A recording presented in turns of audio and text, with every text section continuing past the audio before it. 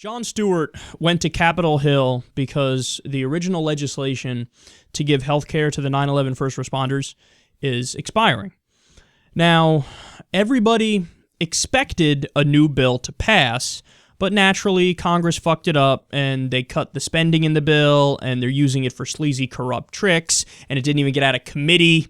We covered this story not too long ago. So Mitch McConnell, just to give one example here of how screwed up this process has become, he's trying to use this bill as a giveaway to oil companies. It doesn't get much lower than that. A bill to give health care and to take care of the first responders on 9/11, the heroes. He's like, yeah, I might as well put my oil company giveaway on this because it's going to be viewed as a must-pass, so I might as well put corrupt, sleazy shit in there so I can get it through. These guys are, they're the lowest of the low, man. They're scum. They're scum. They're not good people. Mitch McConnell, you're a bad person. I want you to know that. Okay? And it's the way the problem also fundamentally is the system, don't get me wrong, but Mitch McConnell's a bad guy on top of the corrupt and disgusting and rotting system. So listen to Jon Stewart call out McConnell here, and then I want to come back and give you a follow-up to this. People here who are reporters, because I cannot bring heroism or integrity to this process. I can only bring cameras and hopefully a sense of public shame. So this is what I ask to all the reporters here and to the people with the cameras. I ask you to go to Senator Mitch McConnell's office and ask him personally. In 2000, you sponsored the Nuclear Energy Permanent Health Care Bill. You made a campaign commercial touting your support for that bill. That bill has to date cost $11 billion. Everyone here is asking for something that is $4.6 billion. How in good conscience can you deny them the very thing that you have proudly brought to the people of your state? That is a fantastic point.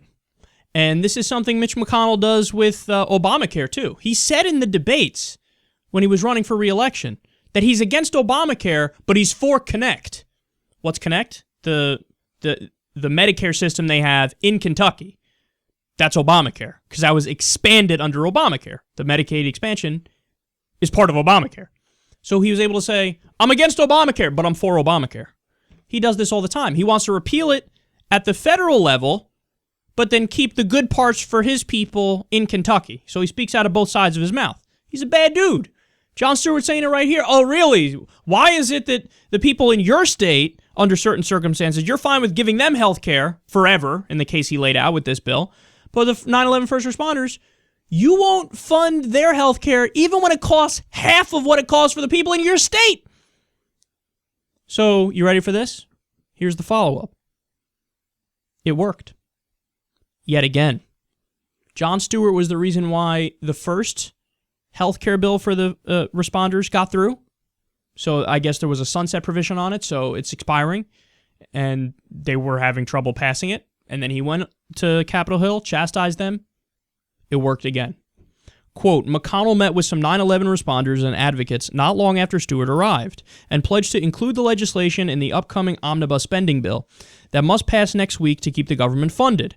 One of the responders, John Feal, said in an afternoon rally with Stewart, he has guaranteed us a permanent health care program. He has guaranteed us $4.6 billion on the Victims' Compensation Fund. There you have it. Jon Stewart comes through in the clutch again. So, you know what's sad? And he would admit this too. It's sad that he has to do it, and that a comedian is the moral compass of the United States of America. And who do we blame here? Other than the obvious, which is Congress and how corrupt they are. You blame the media. Because the media should have been on top of this from day one.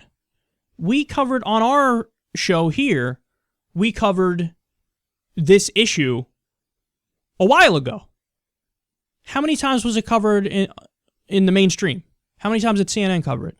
How many times did the nightly news shows cover it? Fox News, MSNBC, you on top of that? No, of course not. Because they're chasing ratings and they're trying to get that cheap bump, the cheap high in ratings.